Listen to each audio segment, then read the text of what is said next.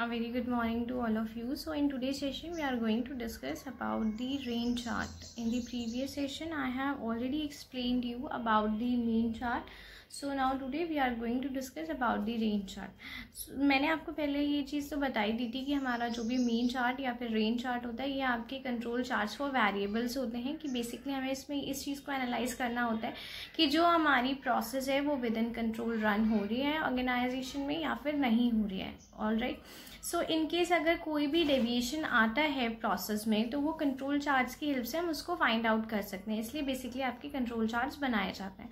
मैंने आपको mean chart बताया था कि मीन चार्ट में किस तरीके से हम डेविएशंस को फाइंड आउट कर सकते हैं. मीन चार्ट के थ्रू हम किस तरह से अपनी प्रोसेस को कंट्रोल कर सकते हैं.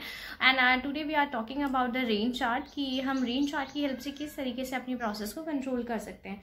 See this chart is used to see whether standard deviation of the characteristic quality is in control और नॉट. तो बेसिकली जो आपके रेंज चार्ट होते हैं वो इस बात को डिस्क्राइब करने के लिए या इस बात के लिए यूज किए जाते हैं कि जो भी आपका स्टैंडर्ड डेविएशन है क्वालिटी का वो कंट्रोल में चल रहा है या फिर नहीं चल रहा है. ओके. सो जब मैंने आपको पहले ही बताया कि जब कभी हम अपनी क्वालिटी को क्वांटिटेटिव मेजरमेंट हम अपनी क्वालिटी पे परफॉर्म कर सकते हैं तो उस केस में हम रेंज जितने भी हमारे चार्ट्स होते हैं जो चार्ट्स आपके basically charts for variable use किए जाते हैं उन चार्ट्स का यूज करते हैं. तो जब हम क्वांटिटी पे अपना क्वांटिटी मेजरमेंट कर सकते हैं क्वालिटी पे तो ऑब्वियसली बात है उसी केस में हम डिफरेंट चार्ट का यूज करते हैं. तो रेंज चार्ट के थ्रू हम क्या एनालाइज करते हैं. रेंज चार्ट के थ्रू हम ये एनालाइज करते हैं कि जो हमारी क्वालिटी का स्टैंडर्ड डेविएशन है जो हमारी क्वालिटी में एक स्टैंडर्ड डेविएशन निकल के आ रहा है वो कंसिस्टेंस है या फिर नहीं है, वो विद इन कंट्रोल है या फिर नहीं है. इस चीज़ को चेक करने के लिए हम रेंज चार्ट का यूज़ करते हैं. Okay.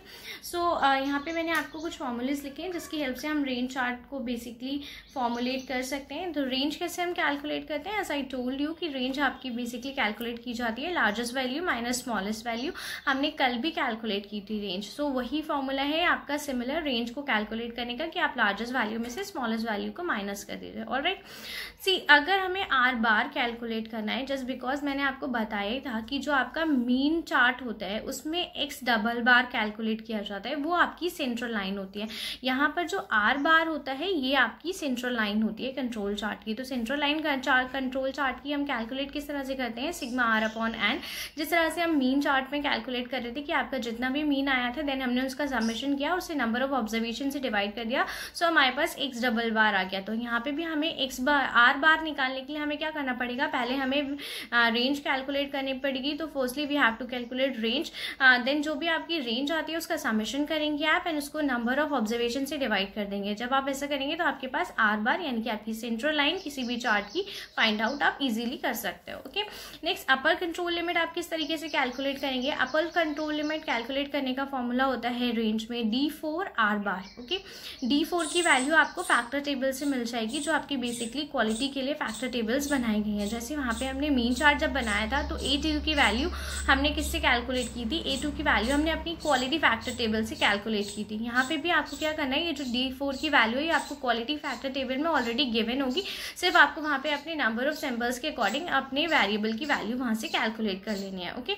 Next is lower control limit. Then हाँ लोअर कंट्रोल लिमिट के लिए आपका सीधा सीधा फॉर्मूला होता है D3 आर बार की. आपकी जो भी D3 की वैल्यू है ये आप इजीली कैलकुलेट कर सकते हो. ये भी आपको फैक्टर टेबल की हेल्प से मिल जाएगी. तो यहाँ पे आपकी D3 की वैल्यू होगी देन आप आर बार निकालोगे तो यहाँ से आपको लोअर कंट्रोल लिमिट मिल जाएगी. ओके. सो यहाँ पे आपको सेंट्रल लाइन का फॉर्मूला मिल गया. आपको अपर कंट्रोल लिमिट पता चल गई, लोअर कंट्रोल लिमिट पता चल गई. सो अब हम कैलकुलेशन करते हैं अपने रेंज की. अगर मैं आपको कल का ही एग्जाम्पल के में हम आगे बात करें तो यहाँ पे हमने ऑलरेडी रेंज कैलकुलेट करके रखी हुई थी. सो यहाँ पे हमने ऑलरेडी रेंज कैलकुलेट की थी एंड आर बार कैलकुलेट किया था. तो उसी टेबल में आज हम रेंज चार्ट को कैलकुलेट कर लेते हैं. आर बार आपके पास ऑलरेडी कैलकुलेटेड है तो आपको आर बार निकालने की ज़रूरत नहीं है. हम D3 और D4 की बात करते हैं. मैंने फैक्टर क्वालिटी टेबल से D3 की वैल्यू वहाँ पे फाइंड आउट पहले से कर रखी है एंड D4 की वैल्यू भी यहाँ पे मैंने पहले से ही राइट डाउन कर रखी है. तो D4 की वैल्यू है आपकी 2.114 एंड D3 की वैल्यू है 0. ओके.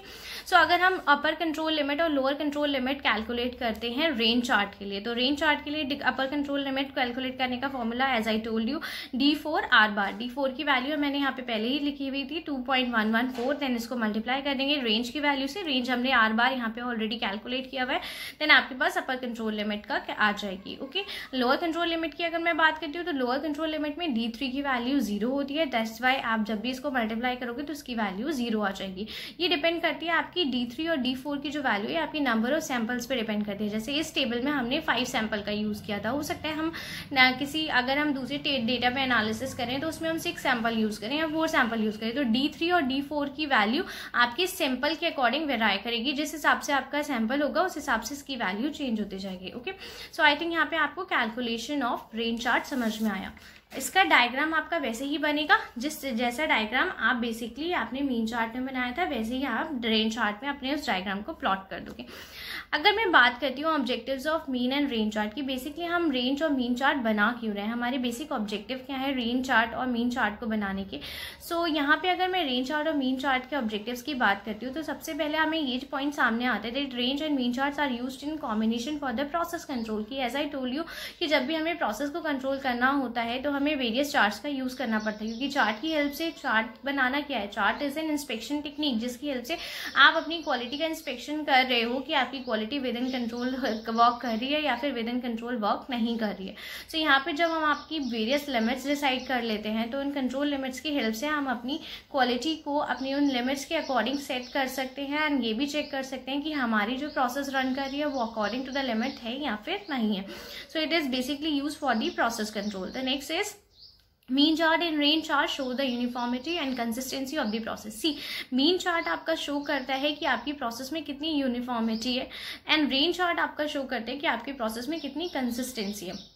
तो जब भी हमें यूनिफॉर्मिटी को चेक करना होता है और कंसिस्टेंसी को चेक करना होता है तो हम आपके मीन और रेंज चार्ट का यूज़ करते हैं कि आपकी कोई भी प्रोसेस अगर चल रही है तो वो कितनी यूनिफॉर्म वे में चल रही है, उसमें स्टैंडर्डाइजेशन है या फिर नहीं है एंड उसमें कंसिस्टेंसी मेंटेन की हुई है या नहीं की हुई है। क्योंकि जब भी आप चार्ट्स बनाते हो तो आप वेरियस डेटा पॉइंट प्लॉट करते हो, वो डेटा पॉइंट आपको ये शो कर रहे हैं, डेटा पॉइंट को आप लाइन सेगमेंट से ज्वाइन कर देते हो एंड देन आपको पता चलता है कि आपकी प्रोसेस में कितनी कंसिस्टेंसी है, आपकी प्रोसेस कितने अप एंड डाउन्स आ रहे हैं। ओके, सो यहाँ पे जो भी हम चार्ट का यूज़ करते हैं उसका बेसिक एम यही होता है कि हमें उसके थ्रू ये कम्युनिकेट हो जाता है कि हमारी प्रोसेस कितनी यूनिफॉर्म और कितनी कंसिस्टेंट चल रही है ऑर्गेनाइजेशन में। आगे अगर मैं बात करती हूँ मीन चार्ट और रेंज चार्ट को ही लेकर, तो use to determine whether a given process can meet the existing specification without a fundamental change in production process. It means that कि हमारी अगर हम फंडामेंटल प्रोसेस में अपने कोई भी चेंज नहीं कर रहे हैं, जो हमारा प्रोडक्शन प्रोसेस जिस तरीके से रन कर रहा है हम उसी तरीके से अगर उसको रन करते हुए चल रहे हैं और उसमें कोई भी चेंजेस नहीं आ रहे हैं, तो हमारी जो प्रोसेस है वो हमारे स्पेसिफिक अजम्पशन जो हमने स्पेसिफिकेशंस दिए थे, जो हमारी क्वालिटी को लेके हमारे प्री डिसाइडेड गोल्स थे, वो प्रोसेस उन गोल्स को फुलफिल कर भी पा रही है या फिर नहीं कर पा रही है। इस चीज़ को डिटरमाइन हम किसकी हेल्प से करते हैं, मीन और रेंज चार्ट की हेल्प से करते हैं। ओके, सो मीन और range chart is basically determine whether a given process can meet the existing specification without a fundamental change in process production process की किसी भी तरीके के चेंज के बिना आप किस तरीके से प्रोसेस को डिटरमाइन कर सकते हो कि आपकी वो प्रोसेस आपकी स्पेसिफिकेशन पूरी कर रही है या फिर नहीं कर रही है। Next is to secure information to be used in establishing और चेंजिंग प्रोडक्शन प्रोसीजर। कि इन केस अगर आपको प्रोसेस जो प्रोडक्शन प्रोसेस में आप रन कर रहे हो वो प्रोडक्शन प्रोसेस आपको चेंज करने की ज़रूरत कब पड़ेगी, आपको प्रोडक्शन प्रोसेस में चेंज करने की ज़रूरत तब पड़ती है जब आपकी प्रोसेस आउट ऑफ कंट्रोल हो जाती है। एंड आपको ये इन्फॉर्मेशन कहाँ से मिलेगी कि आपकी प्रोसेस आउट ऑफ कंट्रोल है, तो ऑब्वियसली बात है this information is right from the various charts. जो भी आप चार्ट्स बनाओगे उसकी हेल्प से आपको ये सारी इन्फॉर्मेशन मिल जाती है कि आपने जो भी प्रोसेस चल रही है वो विद इन कंट्रोल है या आउट ऑफ कंट्रोल है। तो उसकी हेल्प से जो भी इन्फॉर्मेशन मिलती है आपको चार्ट्स की हेल्प से, उसकी हेल्प के साथ ही आप अपनी प्रोसेस में चेंज करने का सोचते हो कि बेसिकली आपको कौन सी प्रोसेस पे चेंज करना है। जैसे हमने कल मीन चार्ट पढ़ा था, तो मीन चार्ट में हमने देखा था कि जो डे 5 की जो एक्टिविटीज़ हो रही थी वो आउट ऑफ कंट्रोल थी।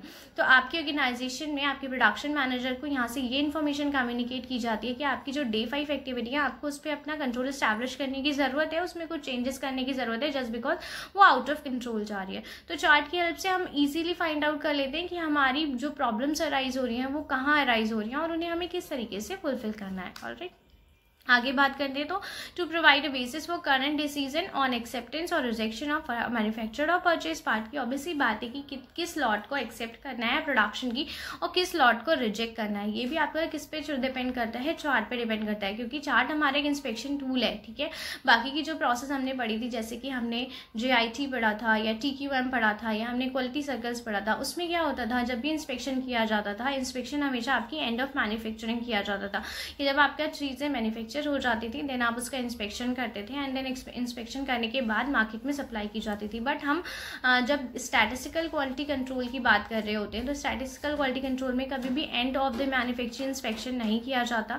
आपका जो भी इंस्पेक्शन होता है वो प्रोसेस के साथ होते चलता है, सो दैट आपका अगर कोई भी प्रॉब्लम अराइज हो रही है या कोई भी आपकी क्वालिटी में कोई किसी भी तरीके के डेविएशंस आ रहे हैं तो उसे इसी टाइम पे फाइंड आउट किया जा सके। ओके, सो यहाँ पे आपको क्या करना है, यहाँ पे आपको स्टैटिस्टिकल क्वालिटी कंट्रोल में हमने 2 लिमिट्स इसलिए डिसाइड किया। आपकी जो central line upper control limit, lower control limit किस लिए डिसाइड की गई है, इसलिए डिसाइड की गई है कि हम कितनी क्वालिटी को एक्सेप्ट कर सकते हैं कि अपर कंट्रोल लिमिट के नीचे अगर क्वालिटी है बट फिर भी वो क्वालिटी आपकी लोअर कंट्रोल लिमिट और सेंट्रल कंट्रोल लाइन के बीच में है तो आप उस क्वालिटी को एक्सेप्ट कर सकते हो, यानी कि आप उस मटेरियल को मार्केट में सप्लाई कर सकते हो, वो लॉट आपकी मार्केट में सप्लाई हो सकती है। तो आपको यही चार्ट की हेल्प से हम यही देखते हैं कि अगर हमारी जो मैन्युफैक्चर होके लॉट आई है अगर वो with in the control limits है तो विद इन कंट्रोल लिमिट्स की में अगर वो विद इन आ रही है तो हम उसको मार्केट में सप्लाई कर सकते हैं सेल के लिए। लेकिन इन केस अगर वो with in the control limits नहीं है, बियॉन्ड दी कंट्रोल लिमिट्स है, तो उस केस में आप उसको मार्केट में सोल्ड नहीं कर सकते। तो आपकी कौन सी लॉट रिजेक्ट होगी या कौन सी लॉट एक्सेप्ट होगी ये भी आपको किसकी हेल्प से पता चल जाता है, ये आपको कंट्रोल चार्ट्स की हेल्प से पता चल जाता है। ओके, ये आपकी tolerance limit, it helps to determine the tolerance limit कि आप कितना सेक्रीफाइस कर सकते हो अपनी क्वालिटी के साथ। देखो सेक्रीफाइस यहाँ पे सेक्रीफाइस करने की अगर मैं बात करती हूँ तो कोई भी ब्रांडेड कंपनी जो होती है, जितनी भी ब्रांडेड कंपनी है वो कभी भी सेक्रीफाइस करने के लिए रेडी नहीं होती है। सो उस केस में क्या होता है, जब वो सेक्रीफाइस करने के लिए रेडी नहीं है तो फिर इसीलिए उन्होंने कंट्रोल चार्ट्स बनाए कि किस हद तक हम क्वालिटी को रिजेक्ट करेंगे और किस हद तक हम क्वालिटी को एक्सेप्ट करेंगे। अगर उनके पैरामीटर के अकॉर्डिंग क्वालिटी आ रही है, अगर जो उन्होंने लिमिट्स डिसाइड किए हैं वो उस लिमिट के विद इन लाई कर रही है तो वो ऑब्वियसली बात है उस लॉट को एक्सेप्ट कर लेता है। बट अगर वो जो क्वालिटी है वो उनकी लिमिट के according lie, but in case अगर वो जो उनकी क्वालिटी है वो उनकी टॉलरेंस लिमिट में नहीं आ रही है, ठीक है, वो टॉलरेंस लिमिट के बाहर जा रही है उनकी, तो देन वहाँ पे वो लॉट को एक्सेप्ट नहीं करते, ना वो मार्केट में सेल होने के लिए जाती है। तो इन चीज़ों का हमें ध्यान किसकी हेल्प से हम रख सकते हैं, कंट्रोल चार्ट्स की हेल्प से रख सकते हैं। Next is to secure information to be use in establishing और चेंजिंग इंस्पेक्शन प्रोसेस और एक्सेप्टेंस प्रोडक्ट्स। ये तो मैंने आपको पहले ही बताया कि ये एक इन्फॉर्मेशन सिक्योर करता है किस चीज़ के बारे में, एस्टैब्लिशिंग और चेंजिंग इंस्पेक्शन की आप किस तरह से चेंज ला सकते हो इंस्पेक्शन के टाइम पे, या फिर आप इंस्पेक्शन की वजह से किस तरह से अपनी प्रोसेस में चेंज कर सकते हो। इंस्पेक्शन के टाइम आपको लगता है कि आपको अपनी प्रोसेस में किसी तरीके का चेंज करना चाहिए तो आप कंट्रोल चार्ट्स की हेल्प से इजीली फाइंड आउट कर सकते हो कि आपको चेंज करने की ज़रूरत कहाँ पर है। And next important thing is that कि एक्सेप्टेंस प्रोडक्ट, की आपके प्रोडक्ट की एक्सेप्टेंस होगी या नहीं होगी, आपकी लॉट मैन्युफैक्चरिंग की एक्सेप्ट होगी या रिजेक्ट होगी, ये भी आपको कंट्रोल चार्ट्स की हेल्प से पता चल जाता है, ठीक है। सो आई होप यहाँ पे जो हमारे चार्ट कंट्रोल चार्ट्स वो वेरिएबल्स थे, जो हमारे 2 चार्ट्स थे, mean chart and range chart, दोनों हमने कंप्लीट कर लिया एंड आई थिंक आपको ये चीज़ समझ में आई होगी। इन केस अगर आपको कोई भी डाउट है regarding mean chart and range chart so you can ask me in a comment session and अगर आप कमेंट सेशन में भी कंफर्टेबल नहीं हो तो you can ask me personally, I will surely answer you. Thank you, have a good day.